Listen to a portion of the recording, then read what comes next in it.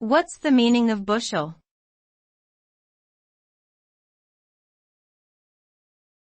Bushel.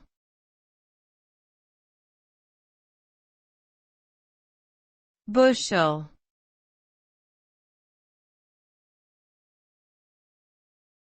Bushel.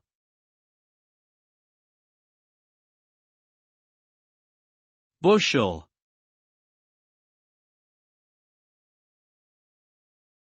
A bushel is a unit of measure used to quantify dry goods such as grain, fruit, and vegetables. In the United States, a bushel is equivalent to 32 quarts or 8 gallons. The precise weight of a bushel can vary depending on the specific commodity being measured. For example, a bushel of wheat weighs around 60 pounds while a bushel of apples weighs approximately 48 pounds.